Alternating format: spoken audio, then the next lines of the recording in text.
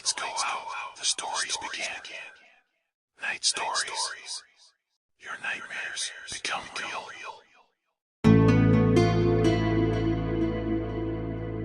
I used to think the loneliness was the worst part. That was before I found the laptop. It was tucked under the counter, hidden behind a stack of expired lottery tickets and a half-empty bottle of hand sanitizer. A beat-up old thing, its screen scratched and its keys sticky with some unidentifiable grime. I figured it belonged to the day shift guy, maybe left behind after he quit last month. Nobody mentioned it, and I wasn't about to ask. I'm not here to make friends or ask questions. I just punch in, survive the night, and punch out. But boredom is a cruel thing, and on a night when the station was emptier than usual, I powered it on. The screen flickered to life, casting a pale blue glow across my hands. No password, no lock screen. Just a desktop cluttered with folders. Most were labeled with random strings of numbers, but one caught my eye. Night shift. My first thought was that it was some kind of employee manual or schedule, but when I clicked it, I found a single file inside. A video titled "Watch Me." I shouldn't have clicked it. I know that now. But the station was dead, the silence was suffocating, and curiosity is a hell of a drug. The video started with a grainy feed, like something recorded on a cheap webcam. It showed the gas station, my gas station. The same flickering lights, the same dusty shelves, the same counter where I was sitting. The footage was from inside the store, angled to capture the front door and the windows. I leaned closer, my heart picking up speed. There was no timestamp, no way to know when this was recorded, but it felt recent. Too recent. A figure appeared in the frame, stepping into view from the left side of the screen. It was a man, or at least it looked like one at first. He was tall. Unnaturally so, his limbs stretched and thin like they'd been pulled too tight. His face was obscured, not by shadow but by something worse. His skin seemed to blur like a smudged photograph, shifting and rippling as if it couldn't decide what it wanted to be. He moved slowly, deliberately, crossing the store toward the counter. My counter. I froze, my breath catching in my throat. The video had no sound, but I could almost hear the shuffle of his feet. The soft scrape of something dragging behind him. He stopped at the counter, his head tilting at an impossible angle, like a bird sizing up its prey. Then, slowly, he reached out a hand, too long, too many joints, and pressed it against the glass separating the cashier from the customer. The glass didn't break, but it warped under his touch, bending inward like it was made of rubber. I could see his fingers, or what passed for fingers, curling and uncurling, leaving smears of something dark and viscous on the surface. My stomach churned as I realized it wasn't oil or dirt. It was blood, thick and black, oozing from the tips of his fingers like sap from a wounded tree. The video cut to black. I sat there staring at the blank screen, my hands trembling. My first instinct was to shut the laptop, to shove it back under the counter and pretend I'd never seen it. But something stopped me. Maybe it was the silence, heavier now, or the way the shadows outside the windows seemed to shift just beyond the light. I checked the security cameras, our actual cameras, not whatever the hell was on that laptop. The feed was normal, showing the empty lot, the pumps, the road stretching into the dark, nothing out of place. But I couldn't shake the feeling that I wasn't alone. I tried to focus on work, restocking the cigarette display, wiping down the counter, anything to keep my hands busy. But my eyes kept darting to the laptop, still open, its screen dark but somehow alive, like it was waiting for me to come back. I told myself it was just a prank, some sick joke left by the last guy who worked here. But deep down, I knew it wasn't. The figure in the video didn't move like a person. It didn't feel like a person. Around 2 a.m, a customer came in, breaking the spell. A trucker, big guy with a beard and a stained flannel, grabbing a coffee and a pack of smokes. I rang him up, my hands still shaking, and forced a smile. He didn't notice, just grunted and left, the bell above the door jangling as he stepped back into the night. I watched him walk to his rig, the headlights cutting through the darkness before he disappeared down the highway.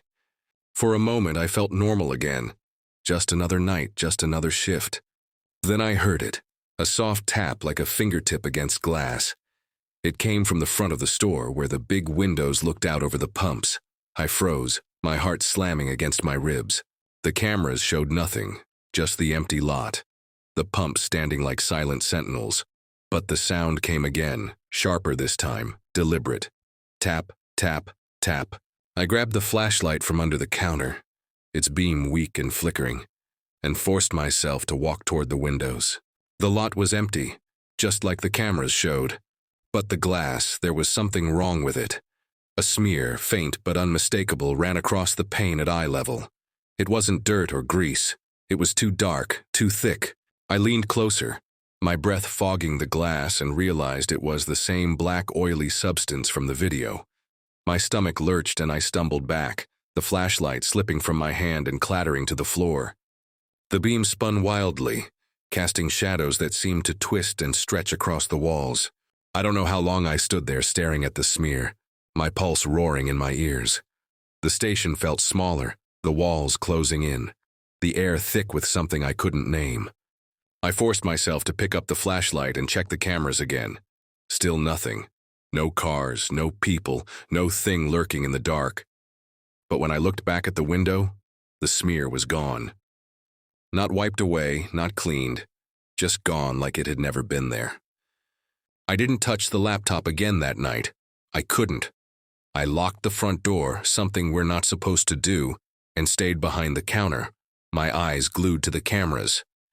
Every creak of the building, every hum of the coolers made me jump. I kept waiting for that tap on the glass, for that blurred face to appear at the window, but nothing came. When my shift ended at 6, I practically ran to my car, the dawn light weak and gray against the horizon. I didn't look back at the station, didn't check the laptop. I just drove home, my hands gripping the wheel so tight my knuckles turned white. At home I tried to sleep, but every time I closed my eyes, I saw that figure. Its face shifting and rippling, its fingers leaving trails of black blood. I told myself it was just a video, just a glitch or a prank, but I couldn't shake the feeling that I'd seen something I wasn't supposed to. Something that knew I'd seen it. The next night I almost called in sick, but rent was due and I couldn't afford to lose this job, no matter how much it was starting to scare me. When I walked into the station, everything looked normal. The lights buzzed, the shelves sat untouched, the air smelled of gasoline and stale coffee.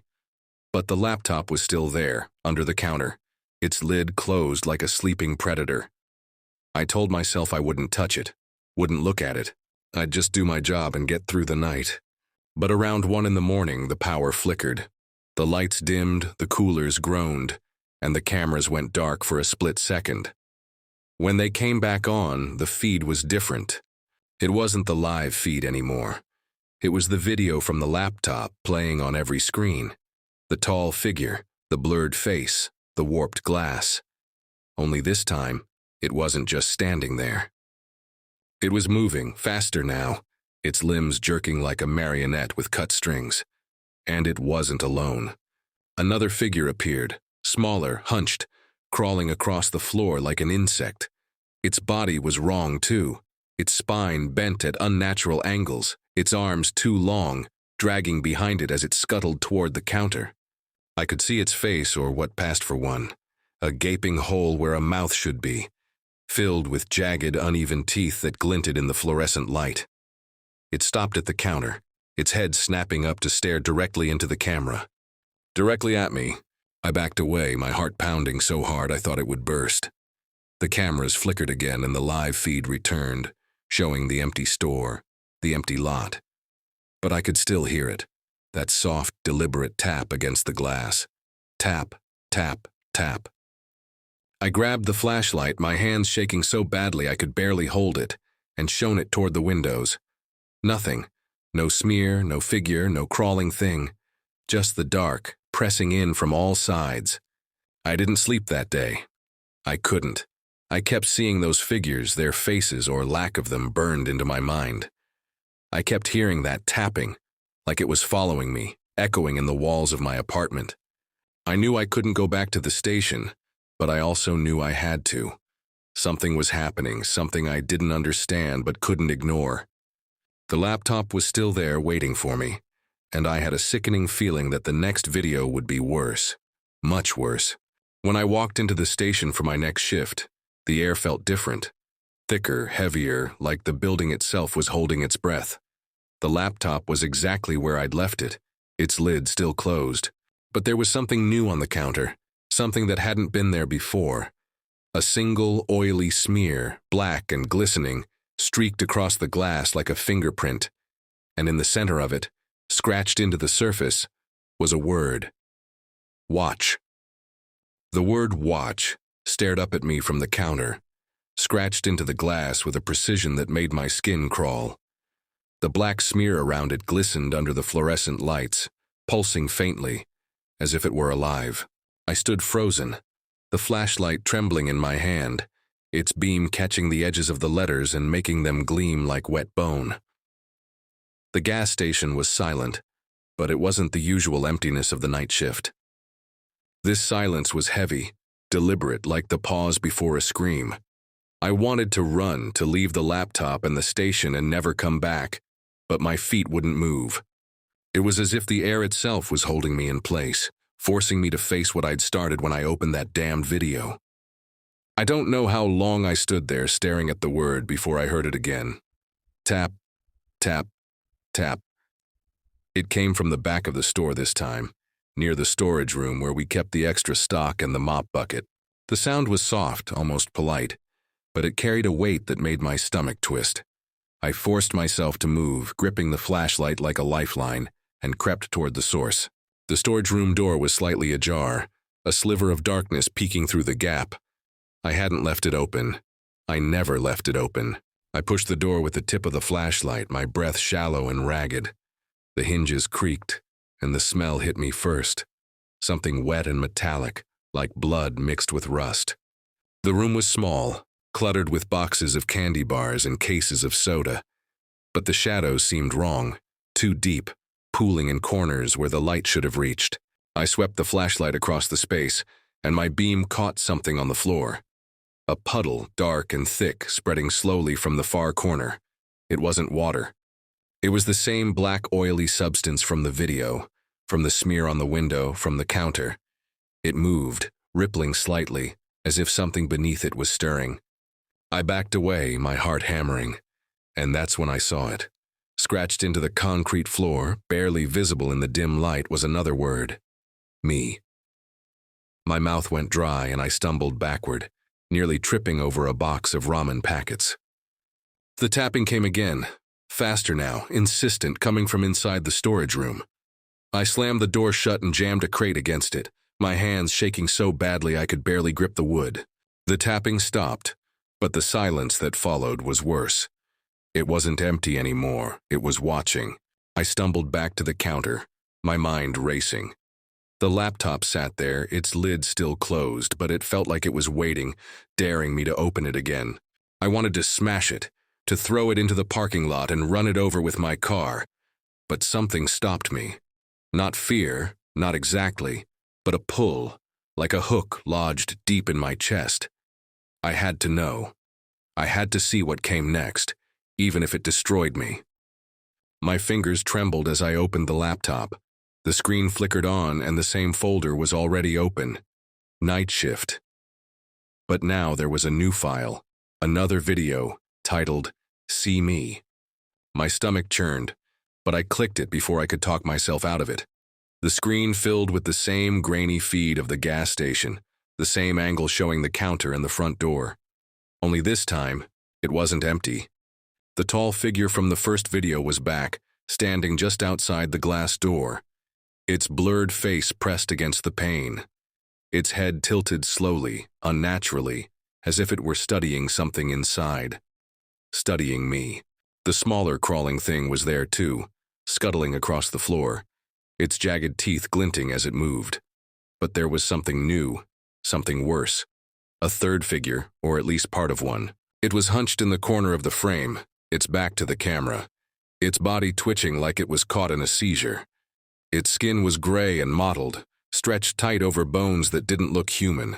Long, thin arms curled around its head, and I could see its fingers, too many, too long. digging into its own scalp, tearing at the flesh. Blood, or whatever that black ooze was, dripped onto the floor, pooling beneath it. The tall figure turned, its blurred face shifting as it looked directly into the camera. My breath caught in my throat. It wasn't just looking at the camera. It was looking at me. I could feel it. A cold, crawling sensation that started at the back of my neck and spread down my spine. The figure raised one of its two long hands and pressed it against the glass door. The glass warped again, bending inward, and I swear I could hear it creaking, even though the video had no sound. The crawling thing stopped, its head snapping up to stare at the camera too, its gaping mouth stretching wider, the teeth inside shifting like they were alive. Then the hunched figure in the corner moved. It didn't stand, didn't walk.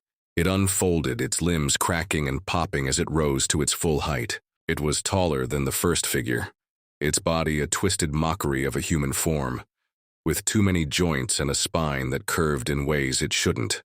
Its head turned slowly, revealing a face that wasn't a face at all, just a mass of writhing, fleshy tendrils, each one tipped with a tiny, glistening eye. The eyes blinked in unison, focusing on the camera, and I felt my knees buckle. I gripped the counter to keep from falling, my nails digging into the wood. The video cut to black, but not before the tall figure took a step toward the door, its hand still pressed against the glass. The screen went dark, but the laptop didn't shut off. Instead, it started playing another video, unprompted. This one was different. It wasn't the gas station, it was my apartment, my bedroom. The camera was angled from above my bed, showing me sleeping, my chest rising and falling under the thin blanket. I watched, horrified, as the tall figure appeared at the edge of the frame, standing over me. Its blurred face leaned closer, its head tilting as it studied my sleeping form. The crawling thing was there too, perched on the headboard, its teeth glinting in the moonlight filtering through the window. I slammed the laptop shut, my heart pounding so hard I thought it would burst. I couldn't breathe, couldn't think. My apartment. They'd been in my apartment. I grabbed my phone, ready to call the police, but what would I say? That I'd found a creepy video on a random laptop. That I was seeing things that couldn't possibly be real. I dropped the phone onto the counter, my hands shaking too badly to dial. The tapping started again, louder this time, coming from the front door. I didn't want to look, didn't want to see, but I couldn't stop myself. I turned, the flashlight beam cutting through the dark, and there it was. The tall figure pressed against the glass, its blurred face shifting and rippling. Its hand was raised, fingers tapping slowly, deliberately. Tap, tap, tap. The glass didn't warp this time. It cracked, a spiderweb of fractures spreading from where its hand touched. I stumbled back, knocking over a display of energy drinks, the cans clattering to the floor. The figure didn't move, didn't step inside, but I could feel its eyes, or whatever it had, boring into me. The crawling thing appeared next, scuttling across the window, its teeth scraping against the glass with a sound like nails on a chalkboard. And then, in the reflection of the window, I saw the third figure, the one with the tendril face, standing inside the store just behind me. I spun around, the flashlight beam wild and unsteady, but there was nothing there, just the empty store, the buzzing lights, the hum of the coolers. But when I turned back to the window, the figures were gone. The glass was intact, no cracks, no smears, no sign they'd ever been there. I wanted to believe it was my imagination, that the videos were messing with my head, but I could still feel them, watching, waiting. I didn't touch the laptop again that night. I couldn't. I locked myself in the tiny employee bathroom, the flashlight clutched to my chest, and sat on the cold tile floor until my shift ended. When the day shift guy showed up, I didn't say a word. I just grabbed my keys and left, the laptop still sitting on the counter, its lid closed like a coffin. At home, I checked every corner of my apartment, every closet under the bed, behind the curtains. Nothing. No cameras, no signs of anyone or anything having been there. But I didn't sleep. I couldn't. Every time I closed my eyes, I saw those figures, their faces, their eyes. I kept my phone on, the flashlight app burning through the battery because I couldn't stand the dark. I have one more shift before my day off. I don't know if I can go back, but the word watch keeps echoing in my head, and I know the laptop is still there, waiting. I know there's another video, another file, and part of me, a sick, twisted part, needs to see it, needs to know how much worse this can get. Because deep down, I know they're not done with me. Not yet. I didn't want to go back to the gas station. Every fiber of my being screamed to call in sick, to quit, to burn the place down if I had to. But I couldn't. It wasn't just the money or the fear of losing my job. It was the pull, that sick gnawing need to know what was waiting for me on that laptop. It was like a hook in my gut, dragging me back to the counter, to the flickering lights, to the word watch scratched into the glass. I told myself I'd just check the laptop one last time, see the final video, and then I'd destroy it, smash it to pieces and walk away. But deep down, I knew it wouldn't be that simple. The station was quiet when I arrived, the air thick with that same heavy silence, like the building was holding its breath. The laptop sat on the counter, exactly where I'd left it, its lid closed but radiating a kind of malevolent patience. The smear on the counter was gone, but the word watch was still there. The scratches deeper now, as if something had clawed at them in the night. I checked the cameras first, my hands shaking as I flipped through the feeds. Empty lot, empty pumps, empty store, nothing out of place. But the normalcy felt like a lie. A thin veneer stretched over something rotten. I didn't touch the laptop right away. I tried to keep busy sweeping the floor, restocking the cooler, anything to delay the inevitable. But every few minutes my eyes darted back to it and the air seemed to thicken, pressing against my chest. Around midnight the power flickered again, the lights dimming and the cameras glitching. When they came back on, the feed was wrong. It was the video again, playing on every screen, the same grainy view of the station. Only this time, it wasn't just the tall figure or the crawling thing or the tendril-faced horror. It was me. I was in the video, standing behind the counter, my face pale and drawn, my eyes wide with fear. It was a live feed, or at least it looked like one, but I wasn't standing there now. I was by the cooler, the broom still in my hand. The me on the screen moved, turning slowly to face the front door, where the tall figure stood, its blurred face pressed against the glass. The crawling thing scuttled into view, climbing the counter, its teeth glinting as it snapped at the air. The tendril-faced thing was there too, unfolding from the shadows behind the me on the screen, its writhing eyes blinking in unison. I dropped the broom, my heart slamming against my ribs. I ran to the counter, to the laptop, and opened it with trembling hands. The screen lit up, and there it was, a new file in the nightshift folder, titled Be Me. My stomach twisted, but I clicked it, unable to stop myself. The video started, and it was worse than I could have imagined. It was me again, but not in the station. It was my apartment, my bedroom, just like the last video. But this time, I wasn't sleeping. I was sitting on the edge of my bed, staring at something off-screen, my face blank, my eyes empty. The tall figure stood behind me, its long fingers resting on my shoulders, the black ooze dripping from its hands onto my skin.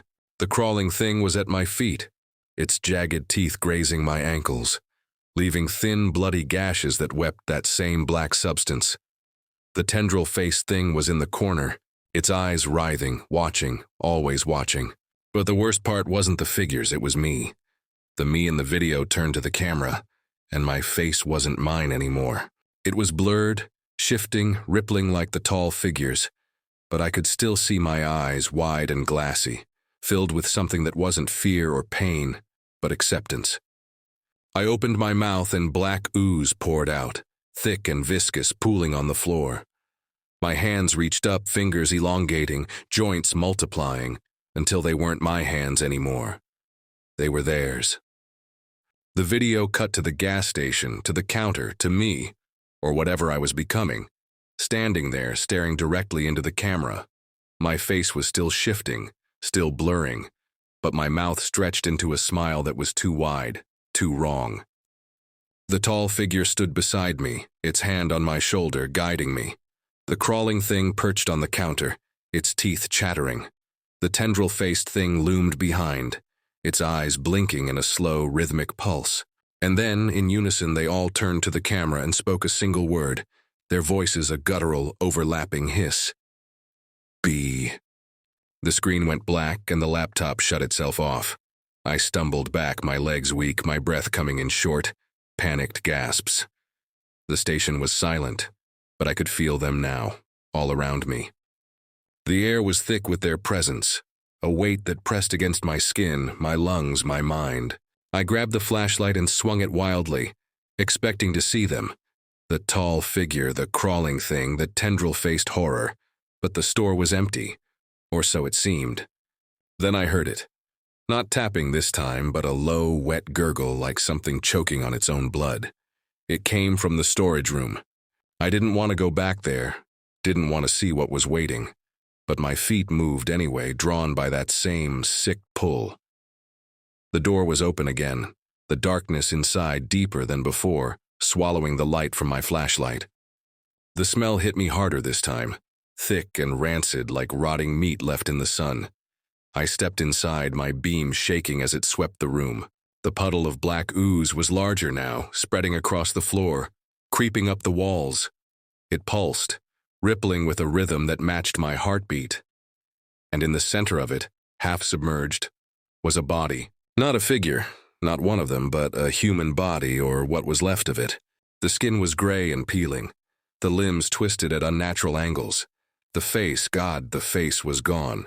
Just a gaping hole where the mouth should have been, filled with those same jagged, shifting teeth. I recognized the clothes, though. The stained flannel, the worn boots. It was the trucker from a few nights ago, the one who'd bought coffee and smokes. I gagged, stumbling back, my flashlight slipping from my hand and rolling across the floor. The beam caught something else, something written on the wall in that black, oozing substance. You are me. I turned to run, but the door slammed shut, the sound echoing like a gunshot. The gurgling grew louder, closer, and I felt something cold and wet brush against my ankle. I screamed, kicking out, and my foot connected with something soft and yielding, something that squealed, a high, piercing sound that made my ears ring. I grabbed the flashlight and swung it, catching a glimpse of the crawling thing as it scuttled into the shadows, its teeth glinting. The tall figure was there too, standing in the corner, its blurred face tilting as it watched me. The tendril-faced thing unfolded from the ceiling, its writhing eyes blinking down at me, and I felt my mind start to unravel. I pounded on the door, my fists leaving bloody smears, but it wouldn't budge. The gurgling was everywhere now, inside my head, under my skin, and I could feel the black ooze seeping into me, cold and heavy, filling my veins. I don't know how I got out. One moment I was trapped, the next I was behind the counter, the storage room door closed, the station silent. The laptop was open again, the screen dark but alive, waiting. I didn't look at it. I couldn't. I grabbed my keys and ran, the bell above the door jangling as I stumbled into the parking lot. The air outside was cold, sharp, but it didn't clear the fog in my head. I could still feel them, their eyes, their voices, their touch. I drove home, my hands shaking on the wheel, and locked myself in my apartment, barricading the door with a chair. I haven't gone back to the station. I haven't slept, haven't eaten. Every time I close my eyes, I see my face in the video, blurred and shifting, smiling that wrong, too wide smile. I hear the word be over and over, like a command I can't refuse. There's a smear on my bedroom window now, black and glistening, and scratches on the glass that spell out me. I keep my flashlight on, my phone charged, but the dark is creeping in, and I can feel it inside me, changing me. I don't know what they want, but I know they're not done. They're waiting, watching, and I'm afraid that the next time I see them, I won't be me anymore. I'll be them. If you like my stories, please like and subscribe. On to the next story. I'm alone, perched on a stool behind the counter, the hum of the fluorescent lights drilling into my skull. The clock above the cigarette rack is stuck, its hands frozen at some irrelevant hour, mocking the endless stretch of my night shift. Outside, the world is a void. Nothing but the occasional flicker of headlights from the highway and the distant howl of a coyote. I've worked here for 6 months, and every night feels like a slow descent into something I can't name. But tonight something's different. The air feels heavier, like it's pressing down on my chest, and there's a faint smell of rust and damp earth that wasn't here before. I'm wiping down the counter for the 3rd time, trying to shake the unease, when the bell above the door chimes. My head snaps up, but no one's there. The door's still swinging, though, like someone just walked through and vanished. I lean over the counter, squinting into the dim lot.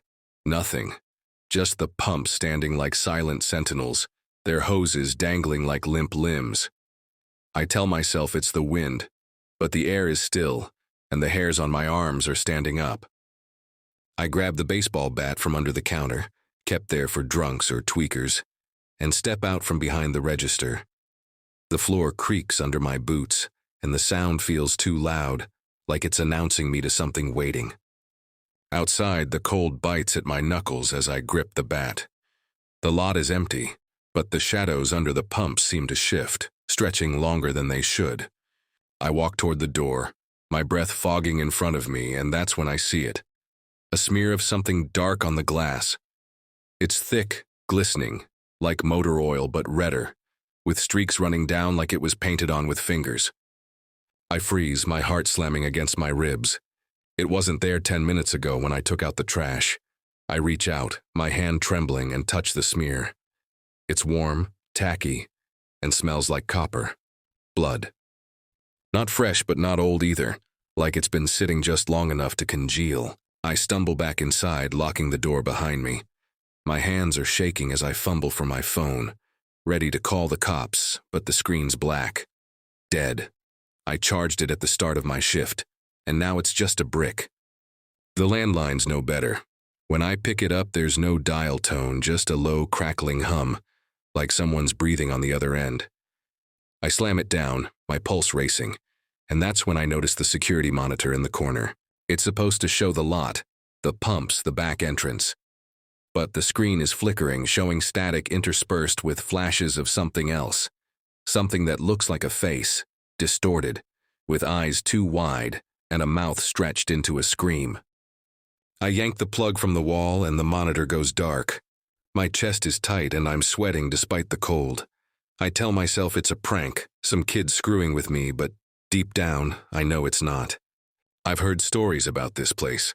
Whispers from the day shift guy about weird customers who come in at odd hours, paying with crumpled bills that smell like dirt.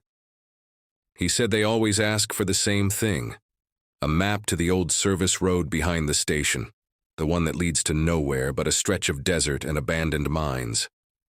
I never paid it much mind. Small town gossip, I thought. But now, standing here with that blood on the door, I'm not so sure. I grab the bat again and head to the back room to check the breaker box, hoping the phone and monitor issues are just a power glitch. The hallway to the back is narrow, lined with shelves of stale snacks and motor oil cans. The light flickers as I pass and the air grows thicker, like I'm wading through something viscous. There's a sound now, faint but growing louder, a wet rhythmic slapping, like bare feet on tile. I stop, my grip tightening on the bat. The sound's coming from the storage closet at the end of the hall. I should turn back, lock myself in the front and wait for morning, but my feet move anyway, like something's pulling me.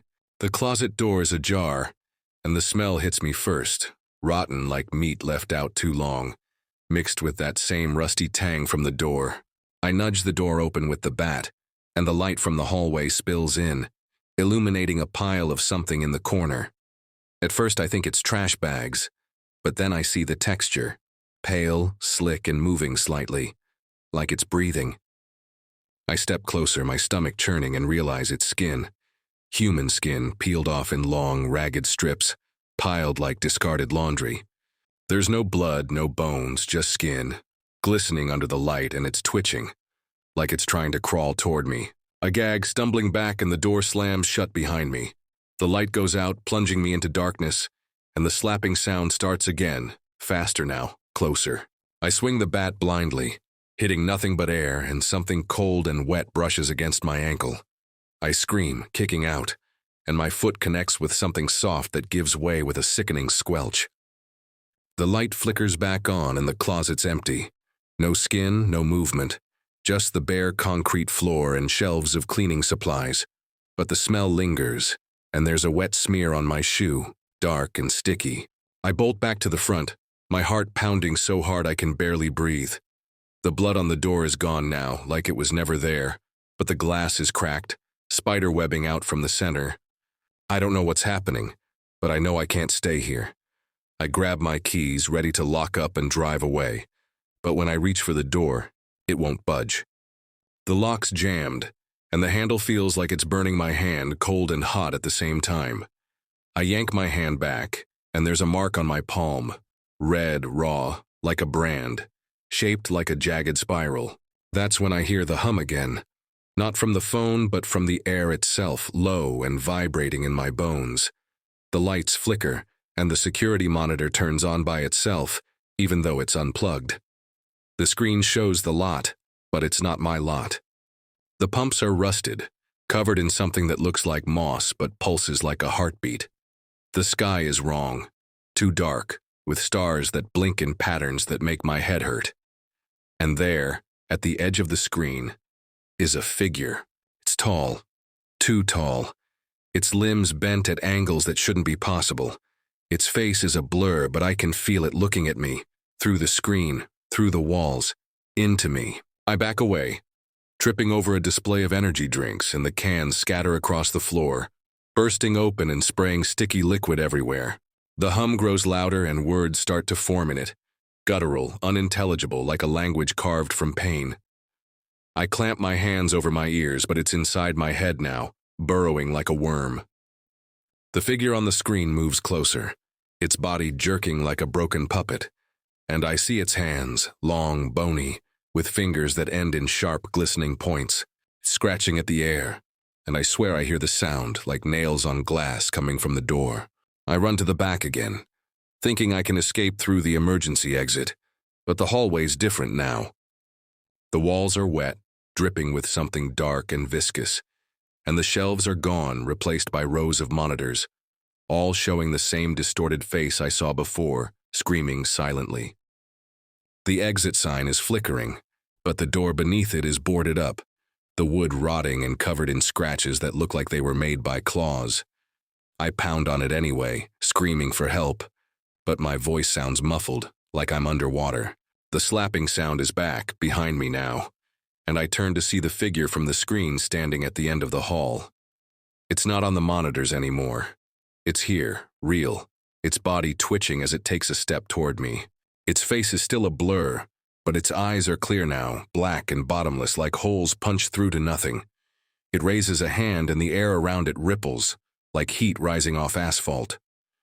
I swing the bat, but it passes through the figure like it's made of smoke, and the impact sends a jolt up my arm, like I've hit a live wire. I run, tripping over my own feet back to the front. The monitors are all on now, showing the same image. Me, running through the hall, but from angles that don't exist, like something's watching me from inside the walls. The figure's there too, in every frame, closer each time, its fingers brushing my shadow. I don't know what it wants, but I know it's not human, and I know it's been here before, waiting, watching, in the dark corners of this godforsaken place. The night's only just begun and I'm trapped here, with no way out and something that shouldn't exist closing in. The hum is louder now, and it's not just in my head anymore. It's in the walls, the floor, the air. It's calling my name. The hum is everywhere now, a relentless drone that feels like it's peeling back my skin, layer by layer. I'm back behind the counter, clutching the baseball bat, my knuckles white and aching. The gas station is no longer just a building. It's a cage, warped and alive, its walls pulsing like the inside of a rotting lung. The neon sign outside flickers erratically, casting jagged shadows that twist into shapes I can't unsee. Hands reaching, mouths gaping, eyes that blink in and out of existence. The figure from the hallway hasn't followed me yet, but I can feel it just out of sight, waiting for me to make a wrong move. The air smells worse now, not just rust and rot, but something sharper, like burnt hair and sour milk. I try the phone again, my hands shaking so badly I nearly drop it. The line's still dead, but the crackling hum is louder, and this time there's a voice buried in it. Not human, not even close, but it's saying something. I can't make out the words, but they slither into my brain, cold and slick, leaving a residue of dread. I slam the receiver down and the sound echoes like a gunshot. The monitors are still on, showing me from impossible angles, behind my shoulder, above my head, inside my own eyes. I don't look too long. I'm afraid of what I'll see if I stare. I need to get out.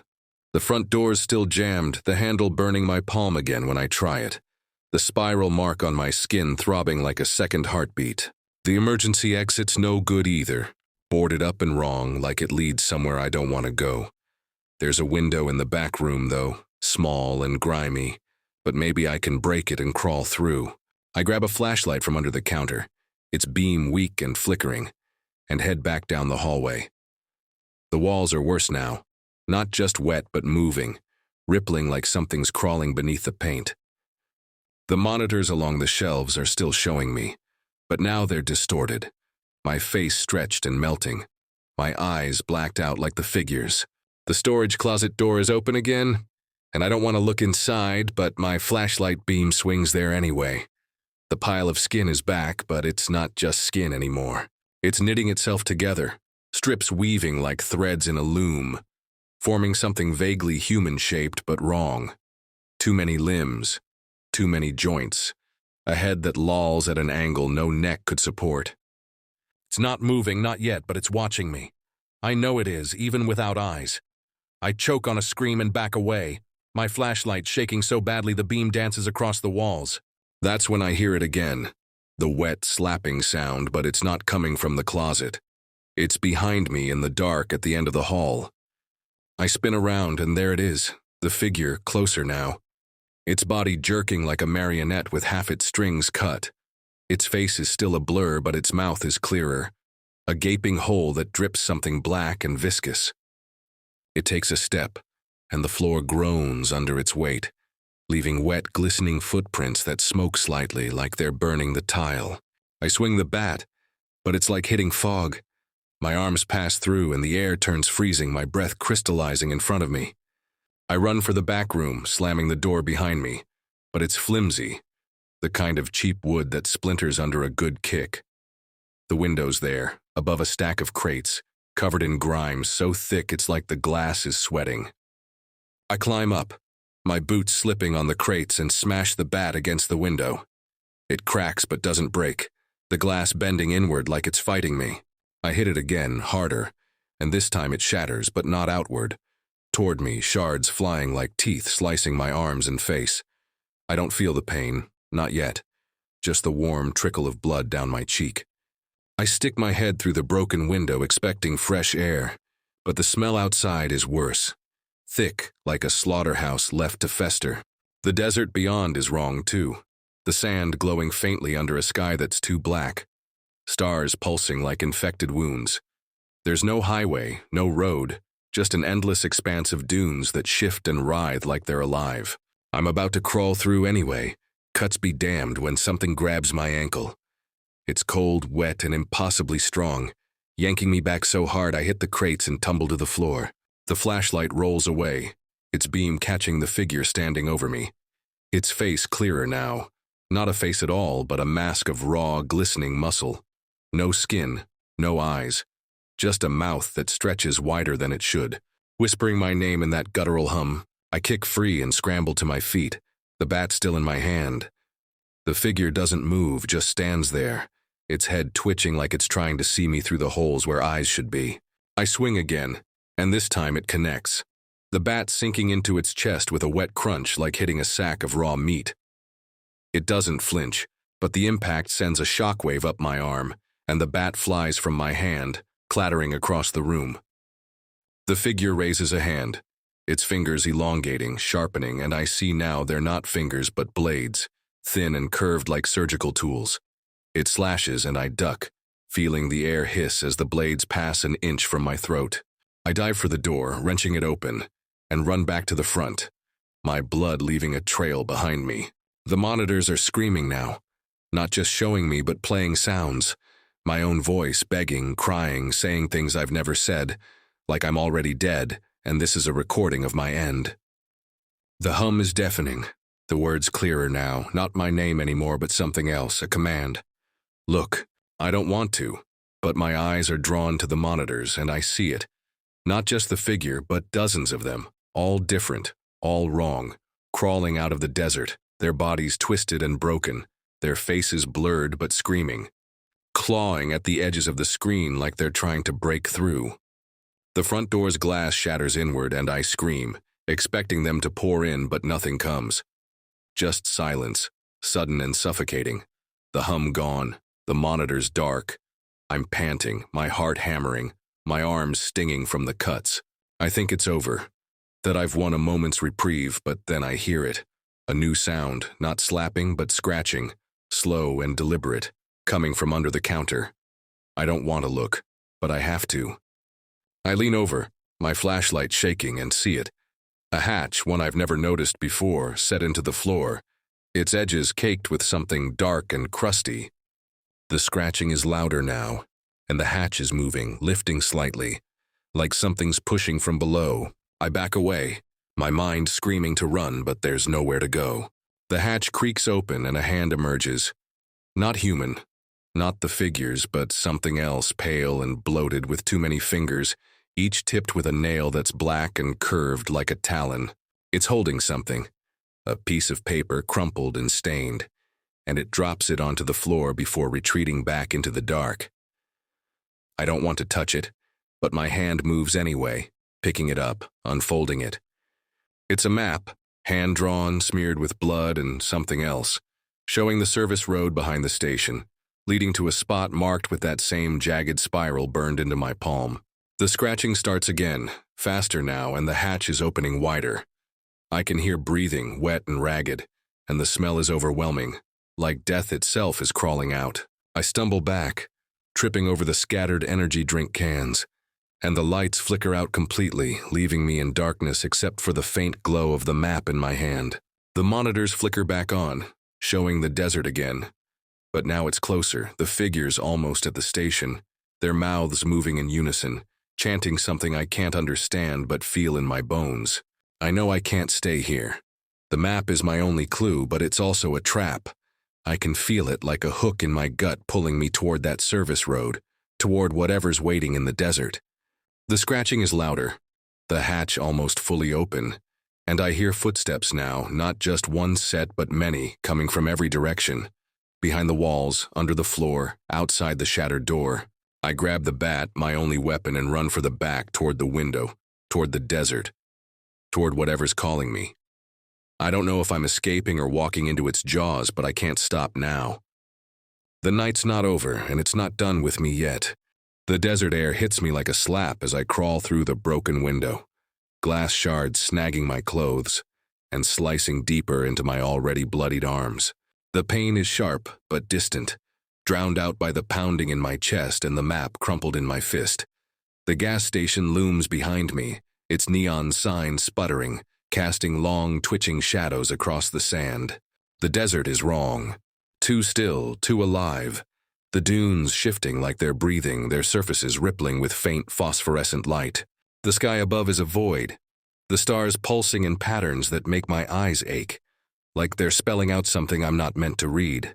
The scratching from the hatch still echoes in my head, even out here, mingling with the hum that's never left, now a low, guttural chant that feels like it's coming from the ground itself. I unfold the map, my hands trembling, the paper sticky with blood and something thicker, blacker that smells like decay. The jagged spiral mark is scrawled at the end of a winding path that starts at the service road behind the station. I know I shouldn't follow it. Every instinct screams that it's a lure, a noose tightening around my neck. But the station is no sanctuary. The figures are still inside, their footsteps echoing in my memory, their eyeless faces burned into my mind. The map is all I have, a thread leading somewhere, even if it's to my end. I start walking, the bat dragging in the sand, leaving a trail that feels like a confession. The service road is barely a road, just a rutted path swallowed by dunes, littered with rusted cans and scraps of cloth that look too much like skin. The air grows thicker as I walk, heavy with that slaughterhouse stench, now laced with something metallic like blood and iron. My flashlight is useless out here, its beam swallowed by the dark, so I shove it in my pocket and rely on the faint glow of the sand to guide me. The map's path twists, leading me deeper into the desert, away from the highway's distant hum. I'm alone, but I'm not. The air feels crowded, like invisible hands are brushing my skin, leaving trails of cold that burn. I hear it before I see it, a low, wet gurgle like something choking on its own fluids.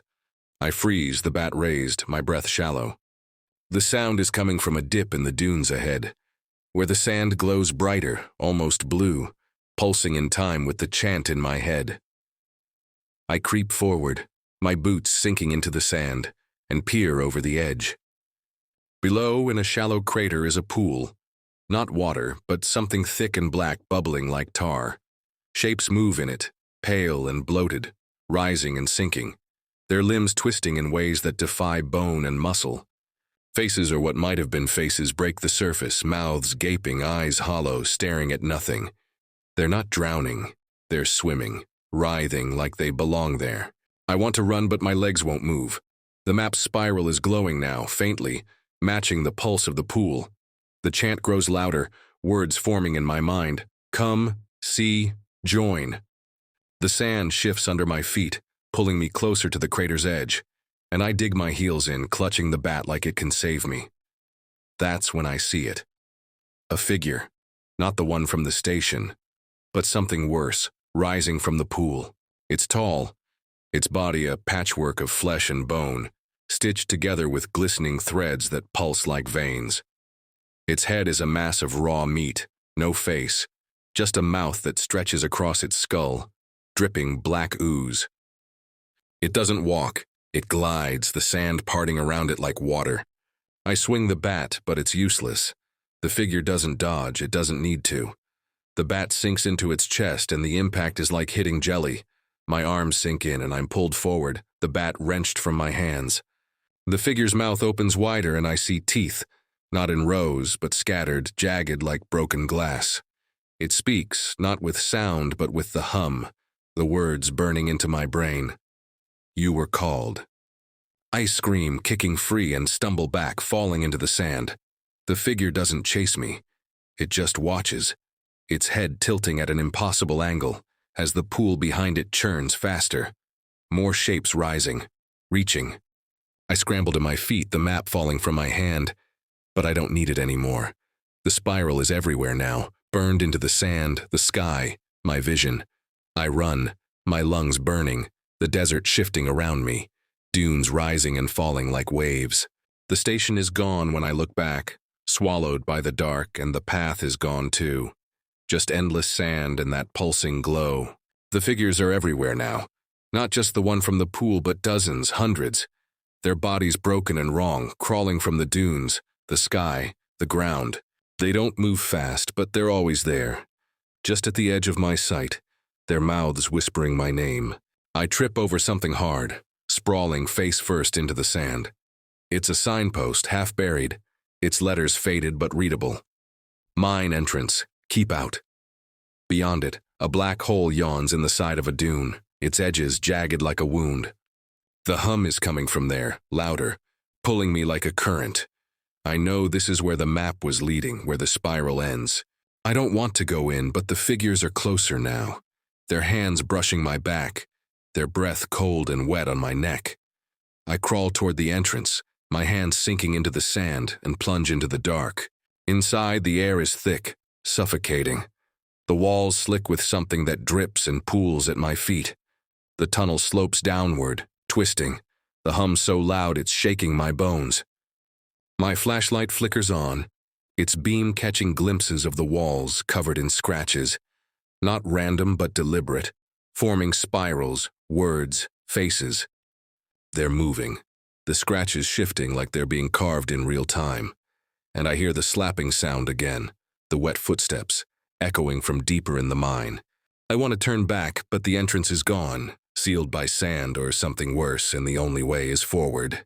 The tunnel opens into a chamber, vast and wrong, its ceiling lost in darkness. The floor is a mosaic of bones, human and not, arranged in that same spiral pattern, glowing faintly like the sand outside. At the center is an altar, crude and ancient, made of stone stained black with blood. On it lies a body, not anymore, but a thing, half-formed, its flesh pulsing, its limbs twitching like the skin pile in the closet. It's alive, and it's watching me, its eyeless face turning toward me, its mouth splitting open to reveal a throat that glows with the same blue light as the pool. The figures are here now, lining the walls, their bodies merging into the stone, their mouths chanting in unison. The hum is deafening, and I feel it in my blood, my bones, my soul. The thing on the altar rises, its body unfolding like a spider, and it speaks, not with words but with images, flashes of pain, of bodies torn apart, of eyes staring from the dark. It's showing me what it wants, what it's always wanted. Me, here, part of it. The spiral on my palm burns, splitting open, blood dripping onto the floor, and the bones begin to move, clicking together, forming something new, something alive. I try to run, but my legs are heavy, like I'm wading through tar. The figures close in, their hands cold and sharp, cutting into my skin, peeling it back. I scream, but the sound is swallowed by the hum, and I feel myself unraveling, my body no longer my own. The thing on the altar is closer now, its mouth over mine breathing something into me, something that burns and twists and fills me with its dark. I see the desert, the station, the pool, all connected, all part of this place, this thing that's been here forever, waiting for someone to answer its call. I'm not alone anymore. I'm part of it. My blood in the sand, my bones in the spiral, my voice in the hum. The gas station is gone. The desert is gone. But I'm still here, trapped in the dark, my screams echoing in the chant. The figures are still watching. Their face is my face, their pain my pain. I don't know if I'm alive or dead, but I know I'll never leave. The night shift never ends, and the spiral keeps turning, calling the next one to come, to see, to join. Let me know which story is your favorite. Want a story on specific topic? Let me know and I can write one. I'm alone, as always, on the night shift at this rundown station off a forgotten highway. The kind of place where the pumps are rusted, the coffee tastes like motor oil, and the only customers are truckers too tired to care, or drifters too broke to go anywhere else. I've worked here for 3 months, and I've learned to tolerate the silence, the isolation, the way the shadows seem to move when I'm not looking. But tonight feels different. The air is thick, heavy with something I can't name, and the rules, the strange unspoken rules of this place, are starting to weigh on me. When I started, the manager, a wiry man with yellowed teeth and eyes that never seemed to blink, handed me a crumpled piece of paper. "Follow these," he said, his voice low, like he was afraid someone might overhear. "Don't ask why. Just do it." I thought it was a joke at first, some kind of hazing for the new guy. But the way he looked at me, the way his hands trembled as he passed me the list, made my stomach twist. The paper was stained, edges frayed, and the words were scrawled in uneven handwriting, like whoever wrote it was in a hurry. I still keep it in my pocket, though I've memorized every line. There are 10 rules, each one weirder than the last, and breaking them, according to the manager, is not an option. I've followed them religiously. Not because I believe in whatever spooked him, but because I need this job. Rent doesn't pay itself, and this is the only gig that doesn't care about my lack of a degree or a resume. The first rule is simple. Never leave the counter unattended between midnight and 4 a.m. That's why I'm here, leaning against the chipped formica, staring at the empty lot. The pumps stand like sentinels under the flickering lights, and beyond them, the highway stretches into a void. No cars, no stars, just an endless black that feels like it's watching me back. I try to distract myself, flipping through a dog-eared magazine I've read a dozen times, but my eyes keep darting to the glass doors. The second rule is burned into my mind. If the lights outside flicker 3 times in a row, lock the doors immediately. I've never seen it happen, but the idea of it makes my skin crawl. I don't know what I'm supposed to be locking out, and the manager refused to explain. "You'll know when it happens," he said, and that was that. The clock hits midnight and I feel a shift, like the air's gotten heavier. The hum of the fluorescents grows louder, almost angry, and I check the doors for the 3rd time tonight. They're locked, always locked, unless a customer comes. That's rule 3.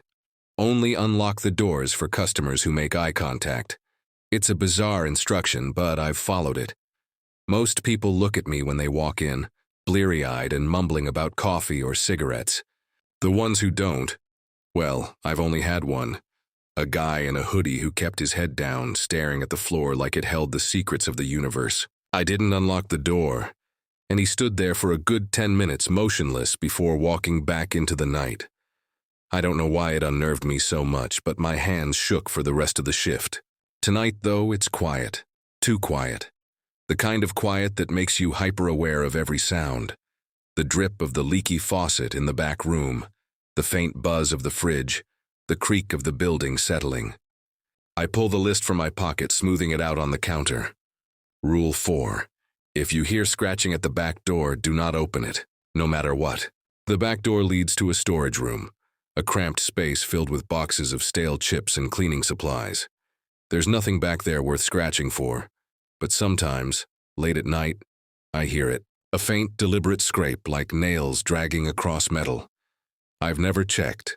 I don't want to know what's making that sound. I'm halfway through rereading the list when the lights outside flicker. Once, twice.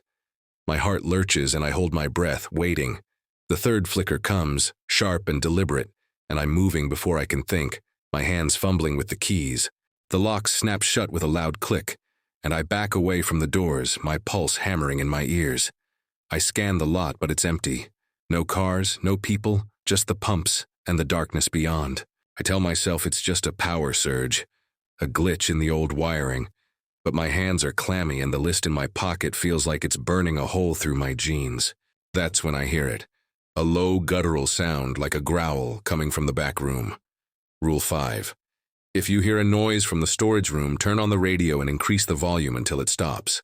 I stumble to the ancient radio behind the counter, my fingers slipping on the dial. Static crackles to life and I crank it up, filling the station with distorted music. The growling stops, but my nerves don't. I'm sweating now, the air too warm, too close, and I can't shake the feeling that something's wrong. Something's here. I try to focus on the counter, on the familiar monotony of the job, but my eyes keep drifting to the security monitors. There are 4 screens, grainy and black and white, showing the pumps, the lot, the back door, and the interior of the store. Rule 6. Do not look at the security monitors for more than 10 seconds at a time. I've always thought that one was the strangest. Why have cameras if I'm not supposed to watch them? But tonight I can't help it. The screens draw my gaze like a magnet, and I catch something. A flicker of movement on the back door camera. It's quick, too quick to make out, but it's there. A shape, low to the ground, darting out of frame. My stomach twists, and I force myself to look away, counting to 10 in my head. When I glance back, the screen is empty, just the back door and the rusted dumpster beside it. I'm imagining things, I tell myself. The isolation's getting to me. But then I hear the scratching. Slow, deliberate, like something testing the door. My hands shake as I crank the radio louder, the music drowning out the sound, but it doesn't stop the dread pooling in my gut. Whatever's out there, it's not leaving. The next hour passes in a blur of paranoia. I keep the radio blaring, my eyes darting between the doors and the monitors. I'm breaking Rule 6, I know, but I can't stop. Every shadow feels alive, every creak a threat. Rule 7. If a customer asks about the rules, pretend you don't know what they're talking about. No one's ever asked, but the fact that the rule exists makes me wonder who or what might. The thought sends a shiver down my spine, and I check the locks again just to be sure. Around 2 a.m., a car pulls into the lot. Relief washes over me. A brief reprieve from the suffocating tension. It's a beat-up sedan, headlights dim, engine sputtering as it rolls to a stop at pump 3. I wait for the driver to step out to make eye contact so I can unlock the door. But no one gets out. The car just sits there, idling, its windows too dark to see through. Rule 8. If a vehicle stays in the lot for more than 5 minutes without the driver entering, turn off the pump lights and wait.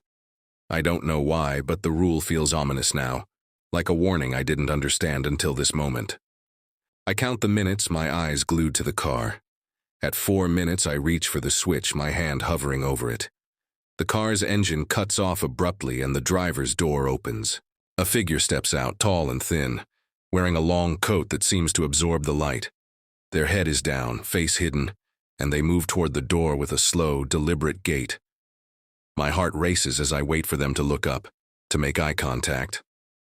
They stop just outside the glass, their breath fogging the window, but their face stays shadowed. I don't unlock the door. They stand there, motionless for what feels like an eternity. Then slowly they raise a hand and press it against the glass.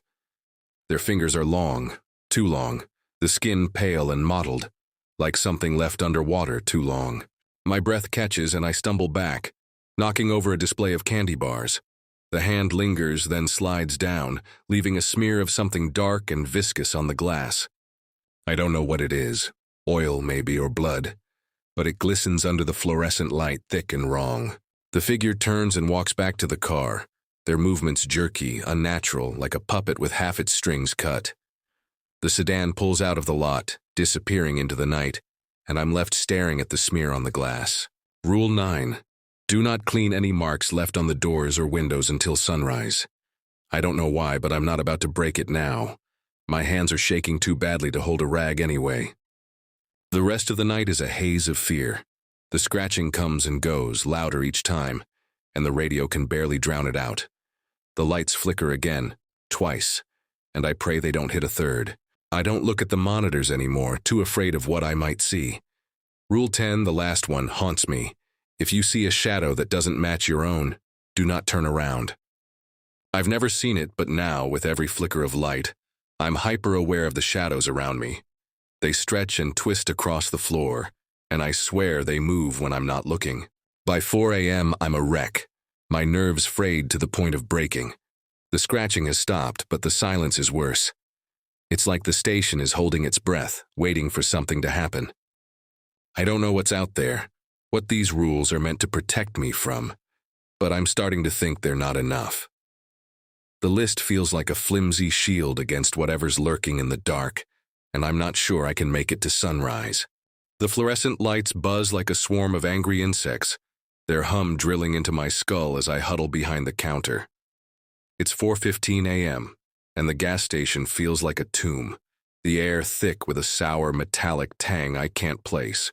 The smear on the glass door glints under the flickering light, a dark, oily streak that looks alive, pulsing faintly like it's breathing. I haven't touched it. Rule 9 is clear. Do not clean any marks left on the doors or windows until sunrise.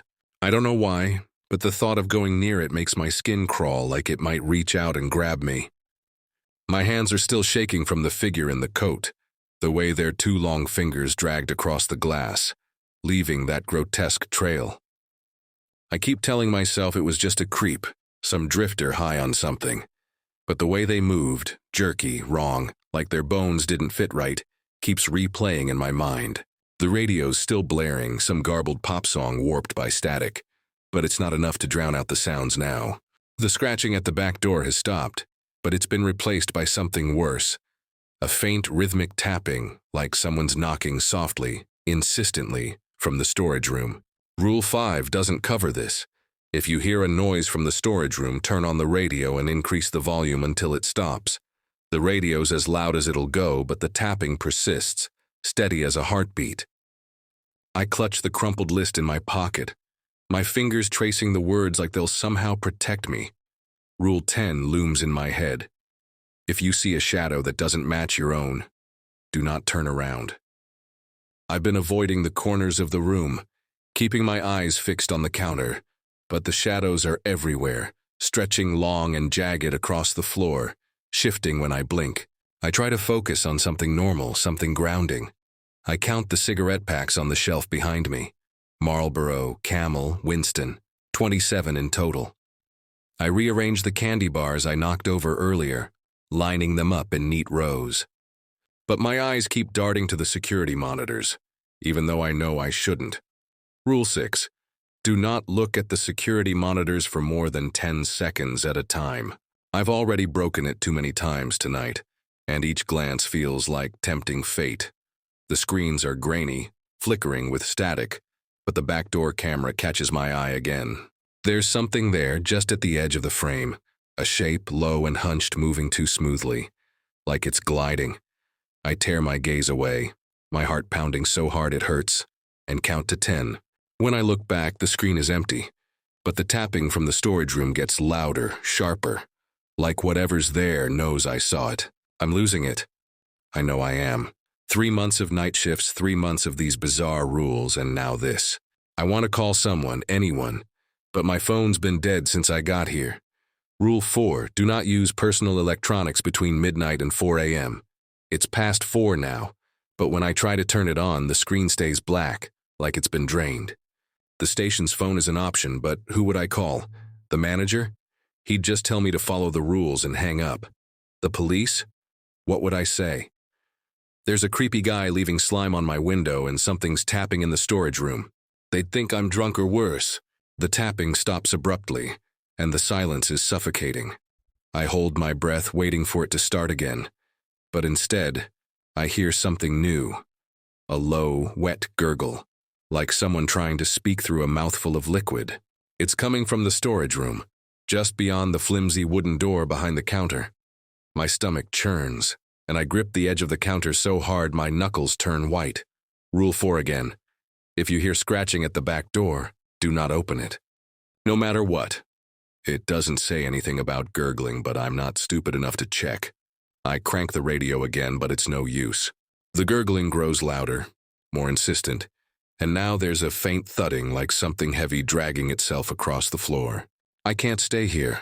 I know I'm not supposed to leave the counter. Rule 1, never leave the counter unattended between midnight and 4 a.m.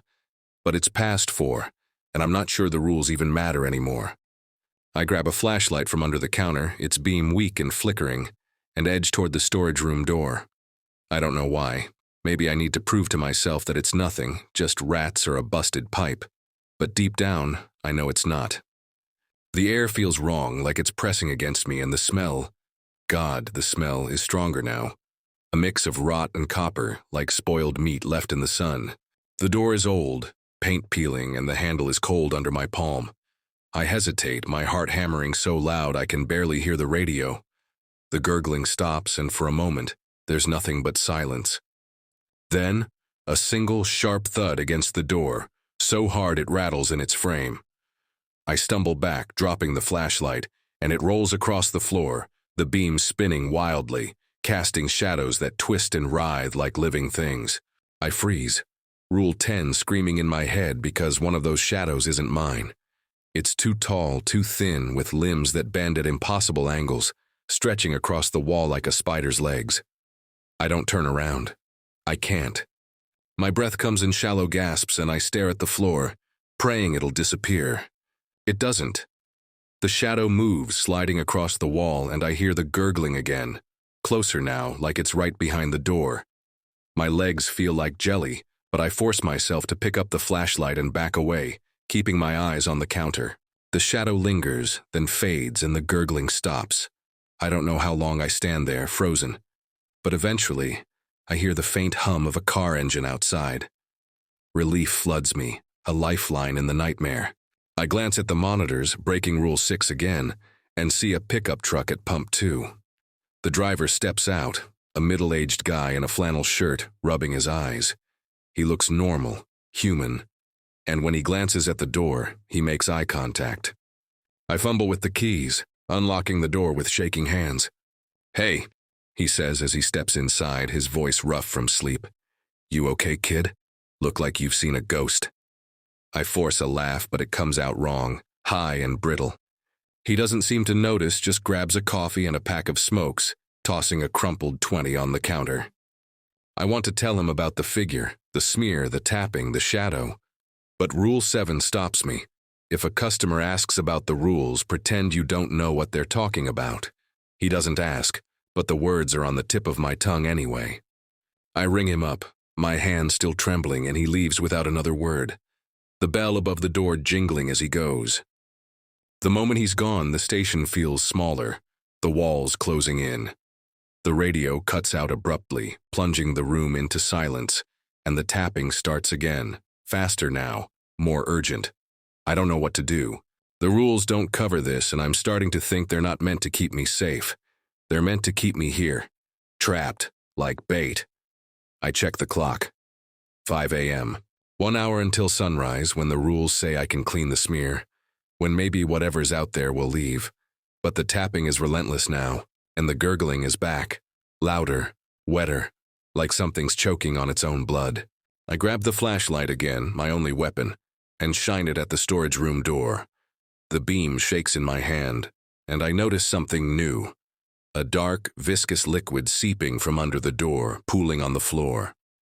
It's the same color as the smear on the glass, thick and glistening, and it smells like death. I gag, backing away, but the liquid keeps spreading, slow and deliberate, like it's reaching for me. I don't know what it is, but it's not oil, not blood. It's something else, something wrong. The tapping turns into banging, loud and rhythmic, and the door shakes in its frame. I'm screaming now, though I don't realize it until my throat burns. The shadow reappears, stretching across the wall, and this time, it's not alone. There are others, smaller, scuttling shapes like insects, but too big, too deliberate. They move in sync with the banging, and I know deep in my gut that whatever's behind that door is coming for me. The rules won't save me. The counter won't save me. I'm alone, and sunrise is too far away. The banging on the storage room door is deafening now, a relentless assault that shakes the walls and rattles the shelves. Candy bars and cigarette packs tumble to the floor, and the dark, viscous liquid seeping from under the door spreads faster, pooling around my sneakers. It's warm, slick, and smells like a slaughterhouse left to fester. My flashlight beam trembles as I aim it at the pool, and I swear I see it ripple, like something's moving beneath the surface. The shadow on the wall, too tall, too thin, with limbs that twist unnaturally, looms larger, joined by those scuttling insect-like shapes that dart in and out of the light. Rule 10 screams in my head, if you see a shadow that doesn't match your own, do not turn around. I don't. I can't. My body is frozen, every muscle locked in terror as the banging grows louder, more desperate, like whatever's behind that door is clawing its way through. The clock reads 5:15 a.m., 45 minutes until sunrise, when the rules say I can clean the smear on the glass door, when maybe, just maybe, this nightmare will end. But I don't think I'll make it. The air is suffocating, thick with that rotting coppery stench, and the fluorescent lights flicker wildly, plunging the station into brief bursts of darkness. Each time the lights dim, the shadows seem to creep closer, their edges sharper, more defined. I grip the flashlight so hard my knuckles ache, but its weak beam feels like a joke against whatever's coming for me. The radio, my only defense, is dead. No static, no music, just silence, broken by the wet gurgling that started again, mixing with the banging. It's not human, not animal. Something else, something that makes my skin feel like it's trying to crawl off my bones. I stumble back, my sneakers slipping in the liquid, and I fall against the counter, knocking over the cash register. It crashes to the floor, coins and bills scattering, and the noise seems to enrage whatever's in the storage room. The banging stops for a split second, then resumes with a ferocity that cracks the door frame, splinters of wood jutting out like broken teeth. I don't know what to do. The rules, those cryptic handwritten commands I've clung to like a lifeline, are useless now. Rule 1. Never leave the counter unattended between midnight and 4 a.m. It's past 4, but leaving feels like suicide. Rule 4. If you hear scratching at the back door, do not open it, no matter what. The scratching stopped hours ago, replaced by this relentless assault, and I'm not stupid enough to think opening the door is an option. But the liquid keeps spreading, and now it's climbing the counter, defying gravity. creeping up the edges like it's alive. I scramble onto the counter, crouching to avoid the shadows, my breath coming in ragged gasps. The security monitors flicker, and I break Rule 6 again. Do not look at the security monitors for more than 10 seconds at a time. I can't help it. The back door camera shows something pressed against the door, a mass of glistening, writhing flesh. Too big to make sense, too wrong to be real. It pulses, expanding and contracting, and I see those long, mottled fingers from earlier, the ones that left the smear on the glass, clawing at the metal. The other cameras show nothing but static, but the interior feed catches my reflection, and something else. A shape behind me, too close, its head tilted at an impossible angle. I whip the flashlight around, breaking Rule 10, but there's nothing there. Just empty air and the shadows mocking me. The banging stops and the silence is worse. It's heavy, expectant, like the moment before a storm breaks. The gurgling is louder now, coming from everywhere. Behind the door, under the counter, even above me, in the ceiling. I shine the flashlight up, and my stomach lurches.